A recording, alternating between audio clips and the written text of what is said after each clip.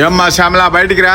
చెప్పండి రెడ్డి గారు. 4 నెలల మంది రెంట కట్టకుండా ఇంట్లోనే ఉండారు. డబ్బైనాయండి, ఇల్లు ఖాళీ చేయండి. రెడ్డి గారు దయచేసి అరవకండి, చుట్టుపక్కల అందరూ చూస్తున్నారండి. చూస్తే చూడండి అమ్మా, నా డబ్బు నాకు కట్టండి. నాకు అద్దె కొడుకు ఇప్పుడు జాబ్ చేస్తున్నానండి, వచ్చిన నెల మొత్తం కట్టేస్తామండి. తన మీద నాకు నమ్మకం లేదమ్మా. ఇప్పటికే 4 ఉద్యోగాలు మానేసిన ఎట్లా నమ్మేది? రెడ్డి గారు ఈ ఒక్కనే లాగండి, నాది హామీ, వచ్చిన నెల మొత్తం కట్టేస్తామండి. నువ్వు హామీ ఉండవు కాబట్టి వెళ్ళిపోతా ఉండవు. రేపు నెల మొత్తం కట్టుకుంటే ఇల్లు ఖాళీ చేపిచ్చేస్తా. ఇల్లు అద్దె కట్టుకుండా ఏం చేస్తా ఉండదే?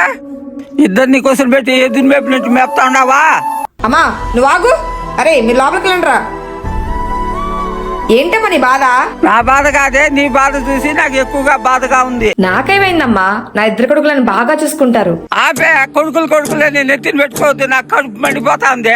పేగు దంచుకొని పుట్టినారా, రక్తం పంచుకొని పుట్టినారా? కొడుకులే నేను నెత్తిని వేసుకుంటాడా?